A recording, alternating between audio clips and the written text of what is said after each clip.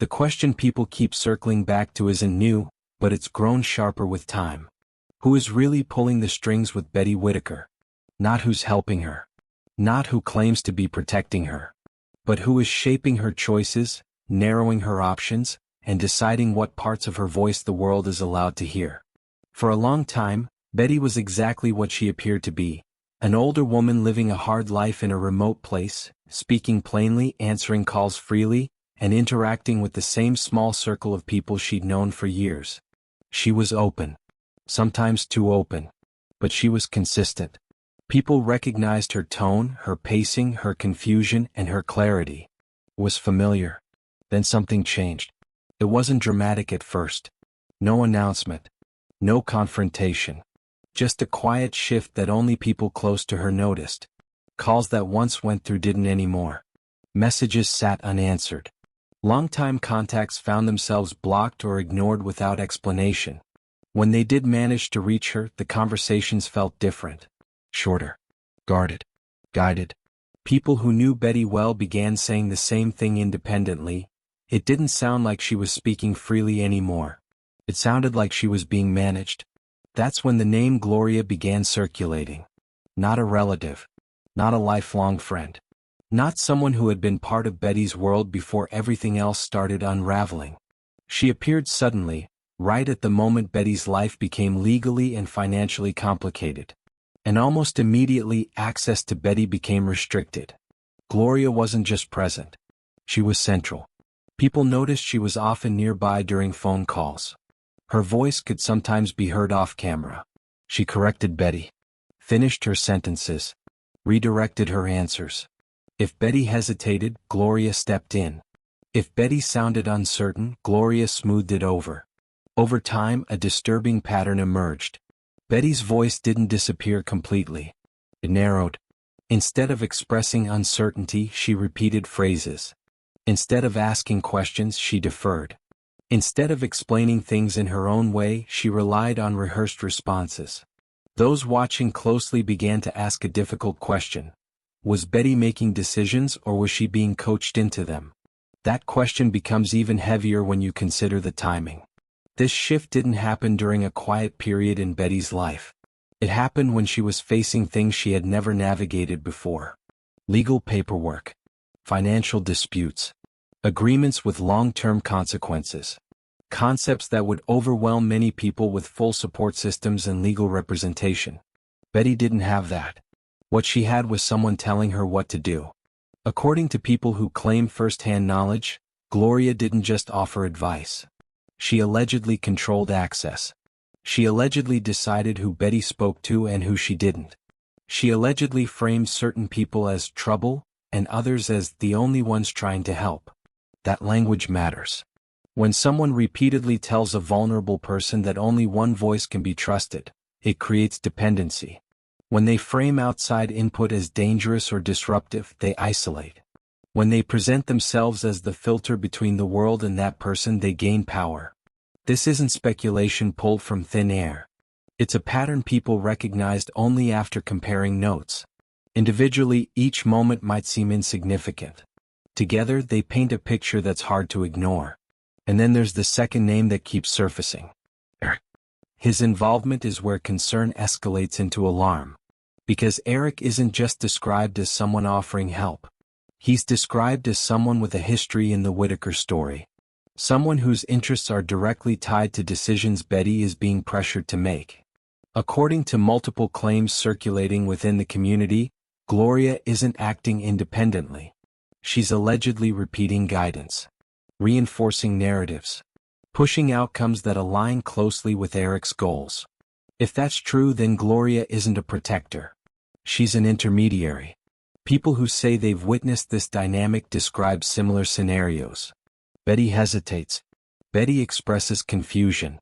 Betty says she doesn't understand something. And then the reassurance comes, not in the form of explanation but instruction. Just sign it. It's fine. You don't need to talk to them. Eric says this is the right thing. That's not informed consent. That's compliance. What makes this especially troubling is Betty's vulnerability. She is elderly. She has documented cognitive limitations. She has lived most of her life without formal education, legal advocacy, or financial literacy. That doesn't make her incapable of making decisions. But it does mean those decisions require support that is transparent, neutral, and accountable. Control masquerading as care is one of the most dangerous forms of exploitation. And this is where things take an even darker turn. People claim there is a specific document at the center of all this pressure. A document Betty is being urged to sign quickly. Not after consultation. Not after independent review. Quickly. According to these claims, the document isn't just about settling a dispute or handling money. It has broader implications. It could shift who has authority to speak for Betty. Who can make decisions on her behalf. Who controls her interactions, her agreements, her future. In other words, it's not just about finances. It's about autonomy. That's why the urgency matters. If Betty signs without fully understanding, the consequences could be permanent. And once that authority shifts, reversing it becomes incredibly difficult. People watching this unfold have started asking why the pressure is so intense. Why now? Why the sudden rush? Why the need to isolate Betty at the exact moment these decisions are being made? According to some insiders, it's because the plan only works if Betty remains controlled. If she hears other perspectives. If she asks the wrong questions. If she speaks freely to the wrong person. Everything could unravel. There are also claims that evidence exists. Messages. Recordings. Screenshots. Some of it allegedly already public, hiding in plain sight. Moments caught on camera where Betty's behavior shifts mid-sentence. Where a whisper off-screen changes what she says next. Once you notice it, it's hard to unsee. The most chilling part of all this isn't the possibility of manipulation. It's how quietly it can happen. No shouting. No visible force. Just repetition. Reassurance. Presence. Control over access. Control over information. That's how people lose agency without realizing it's happening. Right now, everything hinges on whether Betty gets the chance to slow down. To speak freely. To receive advice from someone who doesn't benefit from her decisions. To understand, truly understand what she's being asked to sign. Because if she doesn't, the outcome won't just affect money or paperwork. It will affect her voice. Her independence. Her ability to tell her own story. And that brings us back to the central question. Who is really pulling the strings with Betty Whittaker? Is it someone acting in her best interest? Or someone positioning themselves to control the narrative, the decisions, and the outcome? This isn't about assigning guilt. It's about recognizing patterns, asking hard questions, and refusing to look away when something feels wrong. Now it's your turn. What do you see happening here? Do you believe Betty is being protected or managed? Where do you draw the line between help and control? Share your thoughts in the comments below. Once people began asking who was pulling the strings with Betty Whittaker, the focus shifted from personalities to patterns. Because manipulation, when it happens, rarely announces itself. It hides inside routines, inside help, inside the idea that someone else knows better. The first pattern people noticed was isolation. Isolation doesn't always look like someone being locked away.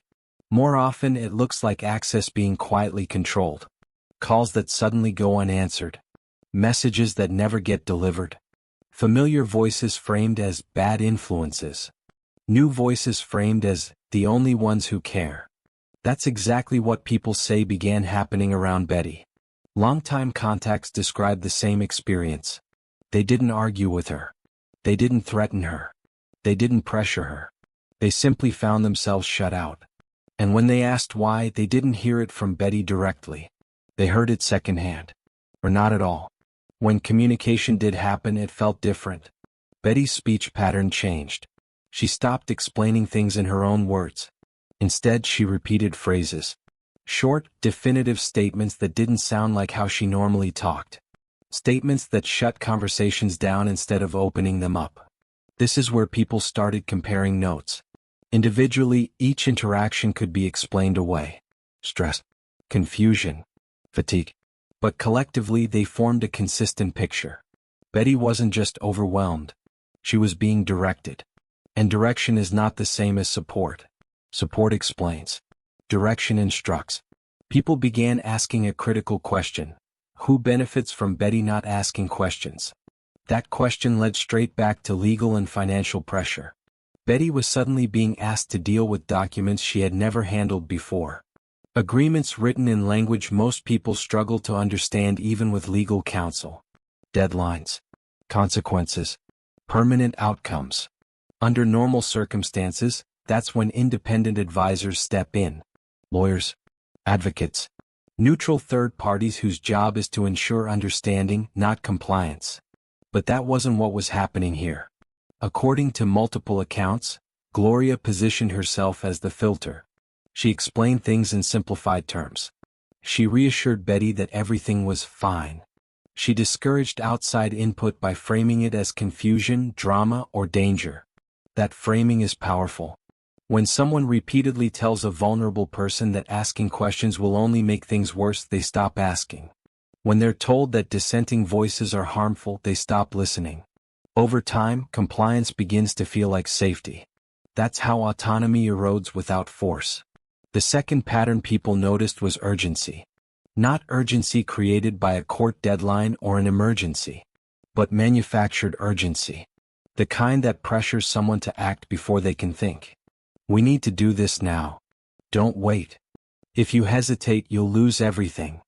Urgency narrows options. It discourages second opinions. It makes hesitation feel dangerous. Why was there such a rush? According to those raising concerns, the urgency made sense only if someone needed Betty's signature before she spoke to the wrong person. Before she gained clarity. Before she realized she had alternatives. This is where Eric's name becomes unavoidable. People who followed the Whitaker situation closely know Eric isn't a neutral figure. He's someone whose interests intersect directly with Betty's decisions. That alone doesn't prove wrongdoing. But it does demand scrutiny. What alarms people isn't just Eric's involvement. It's the alignment. The language Betty uses suddenly matches language Eric has used publicly. The positions Betty takes suddenly mirror Eric's interests. The people Betty avoids are the same people Eric has clashed with. That alignment doesn't happen by accident. According to insiders, Gloria repeatedly reinforced Eric's perspective. Not by debating. Not by explaining both sides. But by presenting it as the only reasonable option. Eric is the only one helping you. They're just trying to cause problems. You don't need to hear that. That kind of messaging doesn't empower. It confines. Another pattern that raised alarms was substitution. Instead of Betty speaking for herself, others began speaking for her. If she hesitated, someone else answered. If she struggled to explain, someone finished the thought. Over time, Betty's role shifted from decision-maker to figurehead. That's a dangerous shift. Because once someone gets used to speaking for another person, it becomes easy to justify making decisions for them. Especially if those decisions are framed as being in their best interest. The problem is, best interest is subjective. And when the person defining it stands to gain, it becomes exploitation. People also began pointing out behavioral cues caught on video. Moments where Betty starts to say one thing then stops. Her eyes flick to the side. Her posture stiffens. She changes her answer. These aren't dramatic moments. They're subtle. But subtlety is exactly how influence hides. It's the difference between someone choosing silence and someone being silenced. Observers noticed that Betty appeared more anxious during these interactions. Less confident. More deferential. That alone doesn't prove manipulation, but it adds context. Especially when paired with reports that she expressed confusion privately. According to claims, there were moments when Betty admitted she didn't fully understand what she was being asked to sign. Moments when she wanted reassurance beyond, "It's fine." Moments when she asked questions that went unanswered. That's not informed consent. Consent requires understanding. Understanding requires time, explanation, and freedom to ask questions. None of those thrive under pressure and control. What makes the situation especially serious is Betty's age and cognitive limitations. That doesn't mean she can't make decisions. It means the standard for ethical support is higher, not lower. Ethical support looks like patience, like transparency, like encouraging independent advice. What people describe here looks very different. It looks like dependency being cultivated. Dependency isn't created overnight. It's built slowly, through reassurance, through repetition, through positioning oneself as indispensable. Once someone believes they can't manage without you, you control their choices. That's the core concern people are raising. Not that Betty has help, but that the help comes with strings. And those strings appear to tighten whenever Betty shows signs of independence. The biggest fear voiced by observers is that this isn't just about one document. It's about precedent. Once control is established in one area, it spreads. Financial decisions lead to legal authority. Legal authority leads to total control. And once that happens, Betty's voice may never fully return. This isn't a conspiracy theory. It's a pattern professionals who work with vulnerable adults recognize immediately. Isolation, urgency, substitution, alignment of interests discouraging outside input. These are textbook red flags. Whether they prove wrongdoing is not for the internet to decide. But ignoring them would be irresponsible. The question isn't whether Gloria or Eric intended harm. Intent is hard to prove and easy to debate. The question is whether Betty's autonomy is being protected or undermined. Right now that answer isn't clear. And when clarity is missing in situations like this, caution is essential. The most important thing Betty needs right now is space. Space to think. Space to speak. Space to consult someone whose only role is to protect her interests, not manage her outcomes. Because once a vulnerable person signs away authority, getting it back is almost impossible. So the question remains. Is Betty being supported or steered? Is she being helped or handled? And who benefits most from the way things are unfolding? We want to know what you think. Do these patterns concern you? Have you seen situations like this before? Where do you draw the line between guidance and control? Share your thoughts respectfully in the comments below. By the time people reached this stage of the conversation, the question had changed. It was no longer, is someone influencing Betty Whittaker? It became, why does this situation feel so familiar to people who work with vulnerable adults? Because what stood out to many wasn't just the personalities involved. It was the structure. In cases of undue influence, the same architecture appears again and again. One person becomes the gatekeeper. Information flows through them. Options are narrowed. Alternatives are framed as threats.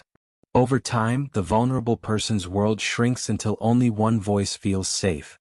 People watching Betty's situation began mapping that structure, not to accuse but to understand. The gatekeeping was the first red flag. Gatekeeping isn't loud. It doesn't require confrontation. It simply decides who gets access and who doesn't. Who is good and who is bad. Who is helpful and who is confusing. Once that distinction is accepted, the gatekeeper no longer needs to argue. They just filter. That filtering appeared consistent. People who asked questions were labeled troublemakers. People who urged caution were accused of causing stress. People who suggested independent advice were framed as enemies. At the same time, the gatekeeper positioned herself as calm, patient, and protective. That contrast matters. Because when someone is framed as the only source of peace in a chaotic environment, dependence grows naturally. The second structural element was narrative control. Narrative control doesn't require lying. It requires repetition. The same explanation given over and over until it becomes the only version that exists. Over time, alternative explanations don't feel wrong. They feel foreign. Observers noticed Betty repeating specific phrases across different conversations. Not paraphrased ideas. Exact wording. That raised concerns because repetition like that often signals coaching rather than comprehension. Coaching doesn't mean malicious intent by default. Sometimes people believe they are helping by simplifying. But simplification becomes manipulation when it removes nuance and choice. Especially when those choices carry long-term consequences. Another layer that concerned people was timing. Every major decision seemed to arrive at a moment of emotional vulnerability. After stress. After conflict. After exhaustion. That's when pressure is most effective. This pattern is well documented. People under emotional strain are more likely to defer decisions to someone else. They're more likely to agree just to make discomfort stop. Several people who claimed to have spoken with Betty during these moments described the same thing. She sounded tired, overwhelmed, anxious, not defiant, not resistant, just ready for someone else to take over. That's not empowerment. Empowerment slows things down. Pressure speeds them up. Another troubling aspect was the erosion of contradiction. In healthy decision-making, disagreement is allowed. A person can change their mind. They can ask follow-up questions. They can express uncertainty without consequence. But in this situation, hesitation seemed to trigger immediate correction. Betty would start to express doubt, then retreat. Her statements would suddenly become more definitive, more aligned, less exploratory. That pattern suggests discomfort with uncertainty. And discomfort with uncertainty often points to external pressure. People also began asking why professional advocacy was missing. In situations involving complex legal decisions and vulnerable adults, neutral advocates are standard. Social workers, guardians ad litem, legal aid representatives. Their role isn't to decide outcomes. It's to ensure understanding. But there was no visible neutral party. Instead, the same small circle of people appeared repeatedly. People whose interests were intertwined. People who benefited from Betty moving quickly rather than carefully. That absence is significant. Because if everything is above board, transparency helps everyone. Independent oversight protects all parties. It removes suspicion. It validates consent. The lack of it does the opposite. Another issue raised was fear-based messaging. Several accounts describe Betty being warned about consequences if she didn't comply. Losing support. Losing stability. Losing protection. These warnings weren't always explicit, but implication is powerful. When someone believes their safety depends on obedience, consent becomes meaningless. That's why professionals stress informed, voluntary decision-making. Without freedom from fear, decisions aren't truly voluntary. Some observers also noted Betty's increasing reluctance to speak publicly. Her world seemed to close in. Fewer appearances. Fewer unscripted moments. More controlled settings. Privacy can be protective. But secrecy combined with pressure is dangerous. The distinction matters. Protective privacy shields a person from exploitation. Controlling secrecy shields exploitation from scrutiny. Which one applies here is the central question. What escalated concern even further was the talk of long-term authority. People began hearing words like representation, decision-making, handling things for her. Language that implies permanence. Not assistance but replacement. That's when alarm bells rang. Temporary help is one thing. Permanent authority is another. Once authority shifts, it's incredibly difficult to reverse. Especially for someone with limited resources. Those raising concerns emphasized one thing repeatedly. This isn't about vilifying individuals. It's about safeguarding a person who has already lived a life marked by vulnerability. Betty has spent decades caring for others while navigating her own limitations. That history matters. It means she deserves heightened protection now, not diminished autonomy. There's also a broader ethical question here. When a vulnerable person becomes the center of public attention, opportunists emerge. Some seek money. Some seek control. Some seek validation. The chaos creates openings. That's why clear boundaries and professional oversight are essential. Not optional. People also began asking why criticism was being treated as hostility. In ethical caregiving, scrutiny is welcomed. It confirms legitimacy. It strengthens trust. When scrutiny is framed as an attack, it raises questions. Why fear examination if intentions are pure? Why discourage second opinions if outcomes are fair? Why isolate if support is genuine? These are the questions people are asking. And they're not asking them lightly. Because the cost of getting this wrong is enormous. It's not a YouTube storyline. It's a real person's autonomy. History is full of examples where well-meaning involvement crossed into control. Where help became ownership. Where voices were lost quietly without drama. That's why vigilance matters. No one is saying Betty can't be supported. She absolutely should be. But support must be transparent, accountable, and free from conflicts of interest. Anything less invites abuse, even if unintentionally. The path forward isn't outrage. It's safeguards, independent advocacy, clear explanations, time to decide, freedom to say no. Those are the standards that protect people like Betty. Until those standards are visibly met, concern will remain justified. So now the question turns to you. Do you see the same patterns? Do you think this situation warrants independent oversight? Where do you believe the line is between assistance and control? Share your thoughts respectfully in the comments below. By this point, one truth becomes unavoidable. Whatever is happening around Betty Whittaker is no longer just about personalities or intentions. It is about power, access, and accountability. And those three things demand clarity, not loyalty. When people talk about pulling the strings, they often imagine something dramatic. Secret meetings, raised voices, threats. But the reality of influence over vulnerable adults is usually quieter than that. It happens through routines, through repetition, through who answers the phone and who doesn't, through who explains the paperwork and who decides when it gets signed. That's why the most important question now isn't who people like or dislike. It's who has leverage.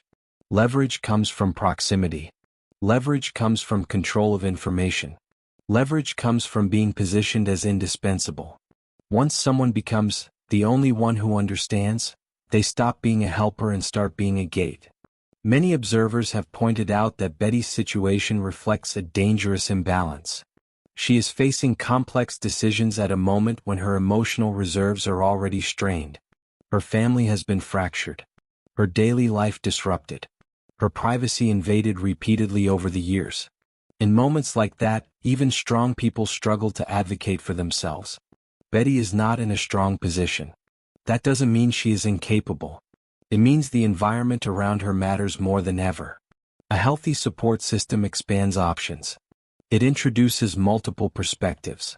It encourages questions. It slows the process. It welcomes outside review. An unhealthy one narrows choices. It discourages discussion. It frames urgency as necessity. It treats oversight as hostility. So far, what people are seeing feels closer to the second than the first. Another critical issue is consent versus compliance. Consent requires understanding. Compliance requires pressure. If someone signs something because they trust the person handing it to them, without fully grasping the consequences, that is not informed consent. That is reliance. And reliance is easily exploited. That's why many professionals insist that vulnerable adults should never make binding decisions without independent counsel. Not counsel chosen by interested parties. Truly independent counsel. Yet that safeguard still appears absent. What also troubles many people is how quickly dissent is being reframed as harm. Concern becomes stressful. Questions become attacks. Calls for delay become interference. That framing is powerful because it isolates. It turns reasonable caution into something shameful. It makes people afraid to speak up, even when their instincts tell them something isn't right. But silence doesn't protect vulnerable people. Transparency does. Another aspect that deserves attention is history. Betty has lived most of her life without institutional protection. For decades, no system stepped in when they should have. That history doesn't justify chaos now. It makes careful oversight more urgent. When the system finally arrives late, it often arrives heavy-handed. That's what many fear here. That intervention will come not because safeguards were built early, but because failure stacked up too high to ignore. And when that happens, everyone loses. Those who truly want to help Betty should be the loudest voices calling for transparency. For neutral advocates. For documented explanations. For time. If the intentions are good, these measures protect everyone involved. If the intentions are not good, these measures expose that. There's also a broader responsibility here, one that extends beyond Betty herself. Public attention has created this environment. Viewers, commenters, creators, all of them helped amplify the situation. That doesn't mean people are to blame for caring. But it does mean care must be matched with restraint. Speculation harms. Harassment harms. Rushing to judgment harms. But asking for safeguards does not. The most ethical position is not choosing sides. It's insisting on process. Process is boring. It's slow. It doesn't make dramatic videos. But it protects people. And protection is the only outcome that matters here. No one should be making irreversible decisions on Betty's behalf without her full understanding. No one should be filtering her world so tightly that alternative voices can't reach her. No one should be positioning themselves as the sole interpreter of her best interests. That's how exploitation hides. As this situation continues to unfold, the focus should remain on a few non-negotiables. Independent advocacy. Clear, repeated explanations in plain language. Documented consent. Time to reconsider. Freedom to consult others without penalty. Anything less is insufficient. The truth is, we may never know every intention. People can believe they are helping while still causing harm. That's why systems exist. Not because individuals are evil, but because power without checks corrodes. Betty deserves checks. She deserves people around her who are accountable to more than themselves. She deserves a future where her voice is not filtered, edited, or managed, but supported. And the public deserves clarity. Not rumors. Not whispers. Not insiders speaking anonymously forever. Clear processes. Clear protections. Clear lines of responsibility. Until that happens, concern is not only reasonable. It's necessary.